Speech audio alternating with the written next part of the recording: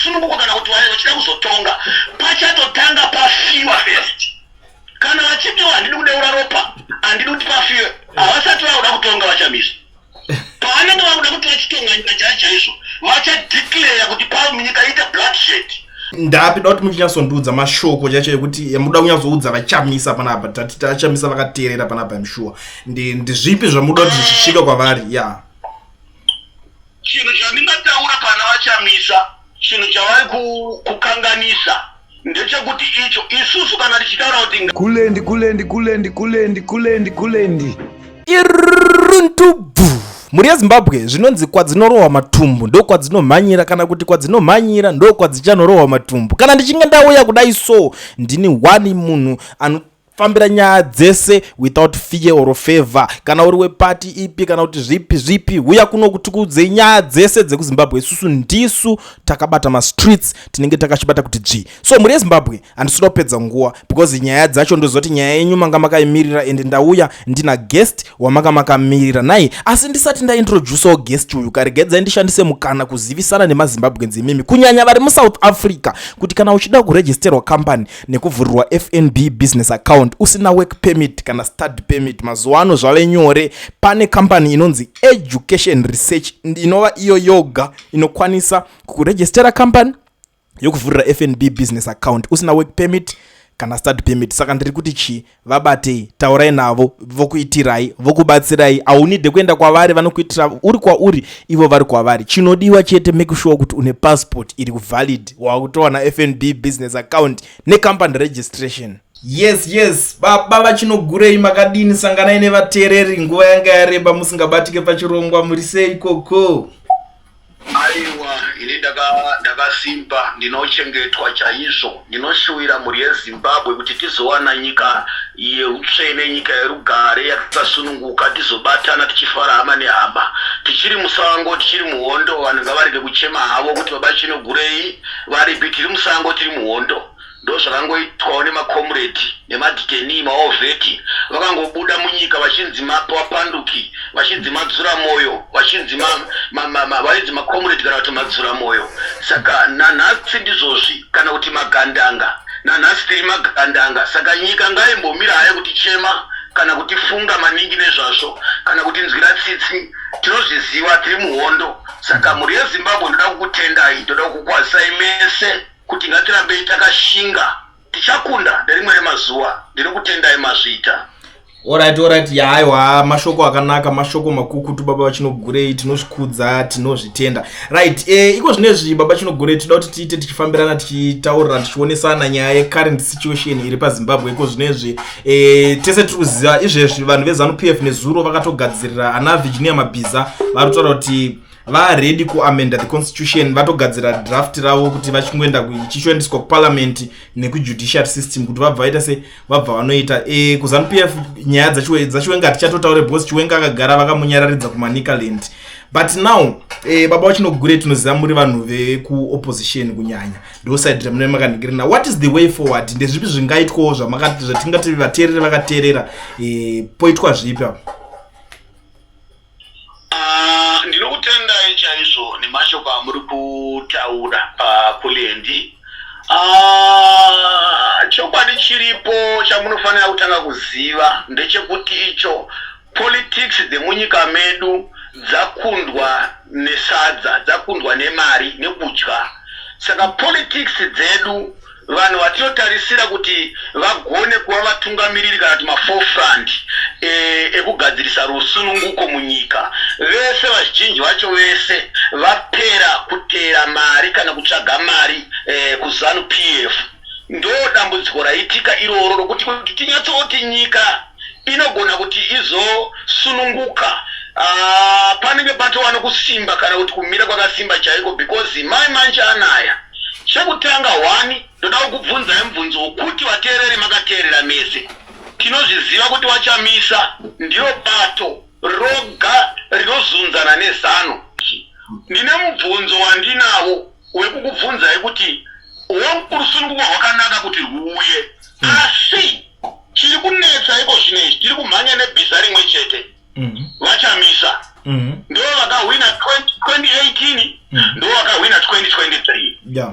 Now chiri kundinetsa inini ndechekuti vanhu instead yekuti vabvunze mapato akanyarara kuti akanyararirei, vanhu vanopedzisira vakupa hasha neshungu kuna vachamisa. Vanhu vanopedzisira vakupopotera vachamisa. But underground ground kana vachamisa vachinge vanhikirikina, vanhu vanoprotecta nokubatsiridza kudzivirira mapato ese akanyarara aya. Amapato iwayo zvakare ari iwo mapato ari kushandiswa neZANU PF. So okay, kune mapato asikashandiswi neZANU. But ndoda kubvunza mubvunzo wekuti seiko mapato iwayo ari kumuka achida kurwisa ZANU but asingarwisi ZANU, asi achitorwisa opposition iri kudiwa nevanhu. Nava nhamba zhinji iri kuda chamisa, nhamba zhinji iri kuda opposition party, but ichida opposition party. So vachamisa kuti vave nepower rokuti vagone kurwisa ZANU. Vanoita power sei? ZAPU iri kutiwa nekuku iri kwakatira kwayo, Mutwakazi iri kwakatira kwayo, Bechikazuru iri kwakatira kwayo. So tikaenda vanana Wilson Ng'ondo vari kwakatira kwavo, vana Mwanzura vari kwakatira kwavo. So saka alright, iko zvinezvi chamisa instead yekuti awane 90% yevanhu vari kuZimbabwe kana 95 ari kunetsana neZANU. Iko zvinezvi ZAPU iri kutora 10%, Mutwakazi iri kutora 5%, Mukondo Bechikazi iri kutora 10%, Wilson Ng'ondo ari kutora 10%. Chamisa osara aine kana 50-40%. ZANU PF yobva yaita 60%. Chamisa hachakwanisi kuhwina asabotejwa nemapolitical parties ari kumuswa. Saka mubvunzo wangu ndewekuti vatungamiri vebato reZAPU vane shungu yekuti nyika yeZimbabwe iende mberi here kana kusunungura nyika yeZimbabwe, kana kuti vakamira vari independent yekuti vada kusunungura nyika here, kana kuti vari kutosapota ZANU PF wakawanda. Ndomubvunzo wandinawo. Alright, ndikupanzwa, but apa pamuri kutika ava vari kutora ma 10% then yozosara ane 40 something percent, imimi muri kureva here kuti vanhu ava ndo varikutadza chamisa kuhwina here, kana kuti muri kuti chamisa anobirwa election? What exactly are you saying? Because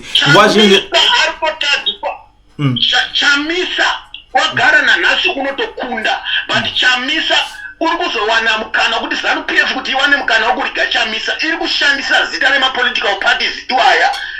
Zvakafanana nokuti wachinogore ndo wazowana 10%, pamwe wachinogore wawana 3%. Muri kwazvina zvonacho zvine advantage yekuti ZANU PF irige kana kubira vachamisa, because vanenge vachishandisa mapato aya kuita bako rembavha rokuti ava ndo vanoshandisa kuunga. ZANU inotora zvinhu yoita sokunge yazviisa kune vanhu ava, but iyo yaisa kwayo iyo zvaisina kushanda, zvaisina kuhwina iyo. Saka wana Mutwakazi instead yokuti vamire pamwe chete nebato riri kudiwa nemuZimbabwe nebato riri kuzodzana neZANU PF, pane here pekuti Mutwakazi inozozodzana neZANU PF zvokuti ingasvike pakuzodzana neZANU PF zvokuhwina maelection muZimbabwe, kana kuti Mukondo Bechikazuru, kana kuti ZAPU, kana kuti vaWilson Ng'ondo vangasohwina here maelection zvokuti vaWilson Ng'ondo ndo vakahwina maelection zvokuja Munangagwa. Yeah, saka muri kuti point. Yeah, saka muri kuti point kwase. Sevana veZimbabwe makazvitarisa imini, ZAPU inotonga because iko zvinezvi zvikatarisa mapato ari kumaTebeleland, mapato matatu ku2 provinces dziri kumaTebeleland, 2 provinces. So nhasi uno ZAPU kuti igone kuita popular yakawandisa sere kuita popular muMashonaland, it's not easy. Mutwakazi kuti itore popular yawanhu support yakawanda kuMashonaland, it's not easy. Bechikazuru kuti wane popular yakasupport yakawanda kuMashonaland, it's not easy. So instead yekuti nhasi uno Mutwakazi ZAPU wabatane nemapato ari kuMashonaland akafanana navachamisa ivavo, vachiziva kuti vachamisa ndiro bhiza ravo guru kumapolitical parties ese ari munyika. Wana Mutwakazi vanofanira kunge vachisapota chamisa vacho kuti igone kuhwina munyika. Saka kana ivo vachona vakuita sokunge vari against chamisa futi, uku chamisa ari kuzara neZANU PF orwisiwa futi nemamwe mapato futi ari kumuresi futi kutsvaga kuda kutonga nyika futi, orwisa chamisa futi, instead yekuti mapato aya anopikisa esi abatane aende kudira vachamisa, vateera vachamisa. So zvinhu zvokuti mukazvitarisa unoona kuti mapolitical parties ari munyika ndivo ari kusaboteja, ari kutadzisa chamisa kuti aende mberi, nokuti vari kuti against chamisa, iye chamisa agara ane hondo yaari kurwa neZANU kudhara. Alright, ipapo ndiri kupanzwa hangu zvakanaka but onai kababa chinogure tikadzokera pamashure muchiri kurangarira paipa Chamisa achitaura kuti zvoni ZANU-PF haina room yekukwanisa kurega ma-election panguva ineyi. Chinoitika babaka ndichocho chokuti politics hadzina shasha. Politics hadzina ndinoziva maningi. Saka muri kuona pamwe pacho mukaona iko zvinezvi rwachimisa vairamba kana kutoramba chako vairamba kuti handipandukiwi. But nezuro chaiva vari parufu rwakanga vari vaitaura kuti ndasikazivi kuti vanhu vanopanduka, ndakazobvuma kuti vanhu vanopanduka. So chiripo ndechekuti vachamisa vanotaura izvi havasi muprofita wekuziva zviri kumberi. But chokwadi chiripo ndechekuti ZANU-PF ine room yekuriga ma-election. Why nditaura kuti ine room yekuriga ma-election? Nokuti ZANU-PF chamunofanira kuziva ZANU-PF kana tikaenda kuma-election ikaona kuti ZANU-PF haina chance chekuti iwine ma-election inoshandisa military. Vachamisa havana simba rokumisa military inonotenderera mukadasa zvaitika kuuganda president leader weopposition kuuganda aredwa nemamilitary nemapurisa. So vachamisa vari kurwiswa havasi kurwisa nezanu. Zanu yakawanda munzara dzemauto. Mauto emuZimbabwe ndo vatadzisa rusununguko munyika baba. Mauto ndo vari kusungurudza vanhu, ndo vari kuriga ma-election. Zvakuti vaiwana chigumba vanongodzinyarara.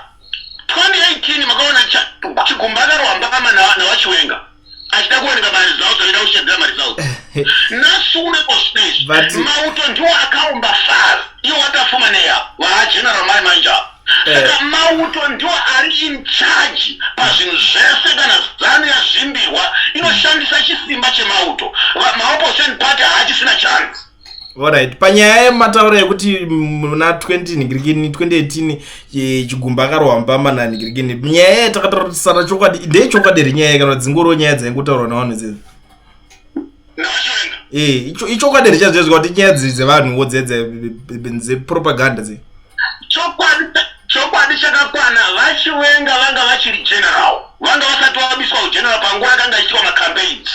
Muri kubaona vachiwenga vakazokumurwa nyembe dzechiuto mushure mekunge vamunangagwa wagadzwa upresident. Vachiwenga ndobva vakazonzi namunangagwa wauda kusarudzwa uchiitwa vice president. Vachiwenga ndobva vakachizotorwa vachibviswa kuchiuto vachitorwa makii vachisiya vashanasanyatona nevamwe vesa. But chokwadi chiripo ndechekuti vachiwenga ndobva vakarova chigumba mbama vakapinda munhingirikini. Handiti kuti vanhu vazopinda murodhi payapaya, handiti vanhu vakanga vatadza kunzvisana zvii zvaakuitira kuzeki payapaya zvakakonzera kuti vanhu vapinde murodhi.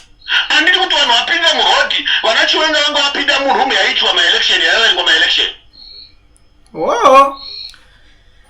So vanachiwenga vapinda murumu yaitwa ma-election zvapfuura izvozvo. Vanachiwenga vacho ivava ndo mazuva vaikambena vachiti vamunangagwa murambwe hapana anokubvisai kana zvikaita sei hapana anokubvisai tichakudhifendai kusvika zvanaka. Ende chiwenga akadhifenda vamunangagwa kusvika zvanaka vakavhiringidza kuzeki vakavhiringidza handiti vapfuura vanhu mutaundi here.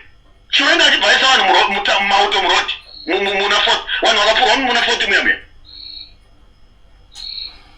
Alright, baba chinogure yanga iri nyaya yekudhifenda munangagwa. Saka yanga iri nyaya yekushishidzira Chamisa yekuda kushishidzira vanhu vaChamisa. Saka vaChamisa chii chavaizoita even now vachamisa ma-election akabva kuitwa aya vachamisa vakahwina zvachose ma-election. But mauto emuZimbabwe ndiwo vari kukanganisa shanduko yemunyika, ndiwo vari kumhanya kunotsigira ZANU-PF, ndiwo vakaenda kunorana ma-election kunorika ma-election, ndiwo vanotamba dzavanotamba vakomana vaintelligence vokumilitary vayavo ndiwo vanoiswa kuzeki uku vosvika nikita zvese washafura waita zvese kokuya.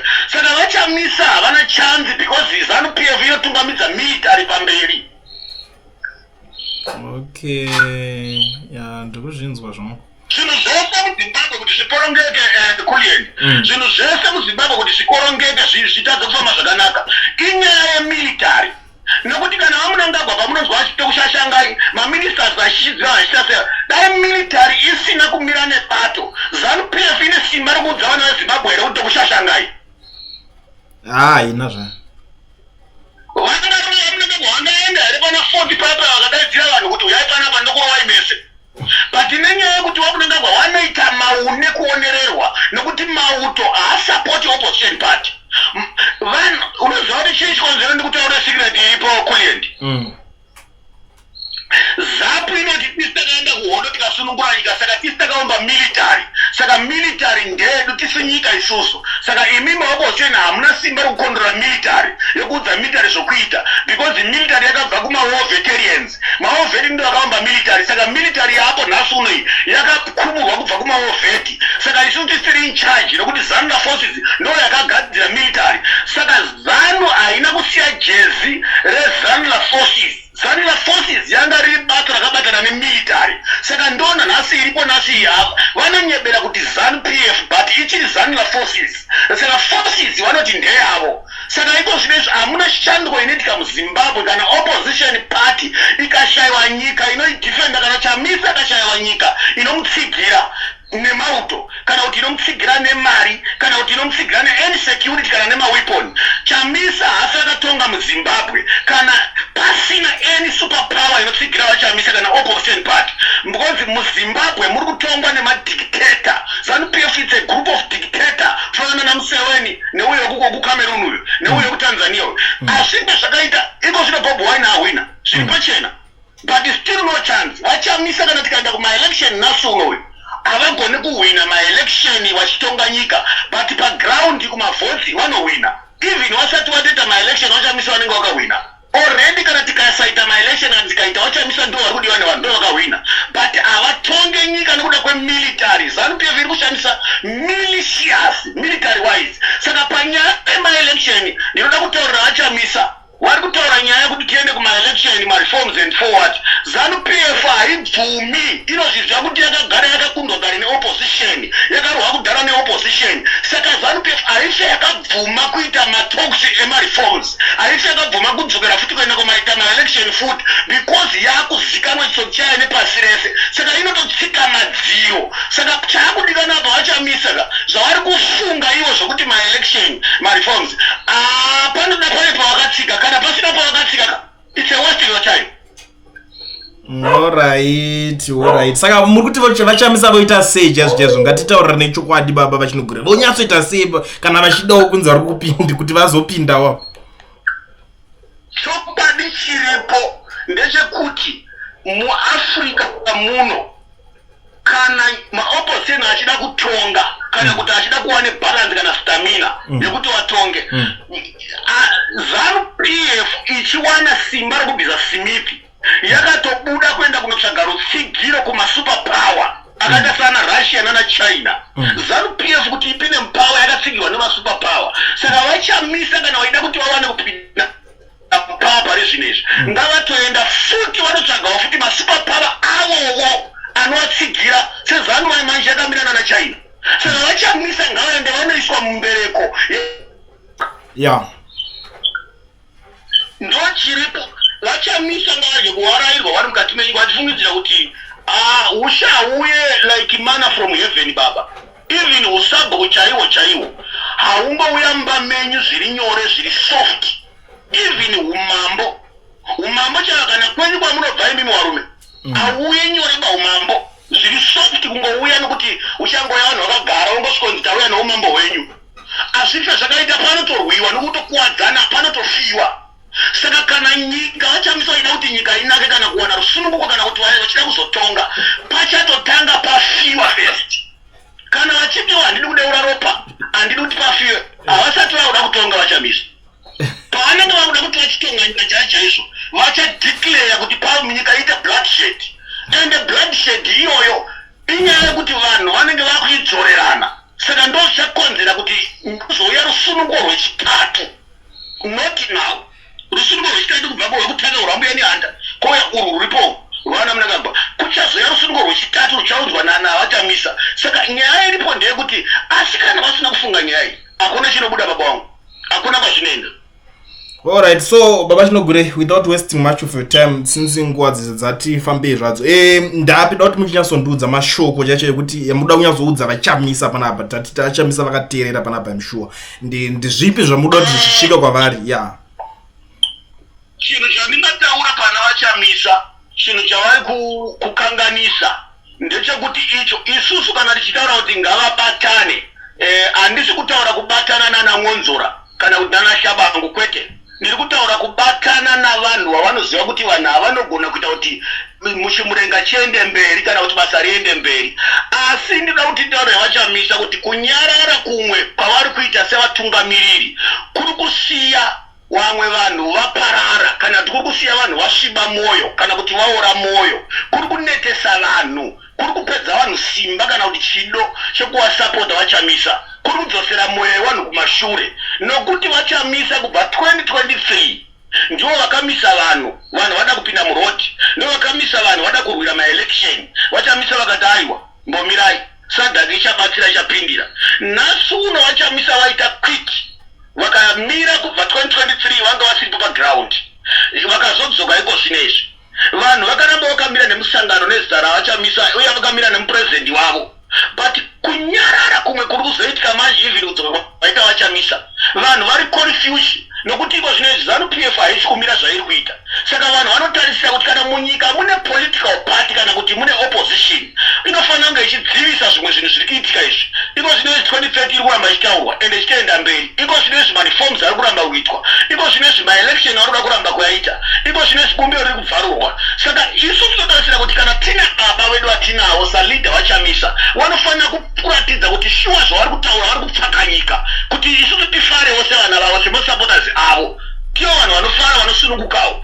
Saka vanhu vazhinji ko zvinezvi vakuchiva zviri kuitwa kuZANU-PF. Vanhu vakufungidzira kuti opposition hayaparara kana kuti vachamisa vaparara kana kuti vachamisa havasisiko. Vamwe vanenge vakuti vachamisa haitsotsi, vamwe vakuti vachamisa vakatengwa. Zvisiri izvo. Saka ivo vachamisa ngavarege kutendera Satani kupinda mubato, ngavarege kutendera Satani kupinda mavari, ngavarege kutendera vanhu kuti vawane mashoko pamusoro pavo nekuda kwemafambiro kana kuti nekuda kwechimiro chemaitiro avanenge vachiita. Handisi kufosa kuti ngavabudise zvavari kuronga pachena, but ndiri kuti ivo pachamisa pache zvavo ngavaite zvinhu zvinoratidza kuti vanhu vavo kana kuti vana vavo kana masupporters avo kana kuti macitizens vanzwe chidokwa-dokwa nemanyukunyuku ekusimba ekumira. Ivo vakaita nge munhu ari wiki kana kuti vakaita semunhu ari kumbotaura achidzokera kumashure kana kuti munhu ane confusion, ane confidence zvavari kuita, kana kuti munhu ari kuvhiringika kana kuti munhu ari kutya. Vanhu vanopedzesera vaakutatarika kana kuti vanhu vaakuora mwoyo, vaakupera simba. Saka vachamisa pache zvavo ngavarege kuramba vakaita hold on vanhu pasina chiri kufamba. Ivo ngavauye neanza inoita kuti vanhu vave nepower paground. Alright, thank you so much baba vachinogurei nemashoko makukutu amadai kutaura. Ndinovimba kuti vane nzeve dzekunzwa vanzwa, kana ivo vachamisa vacho kana vanzwawo mashoko pamwe vane zvavachaitawo pamusoro pazvo. Thank you so much. Aiwa, ndinokutendai mazvita. Alright.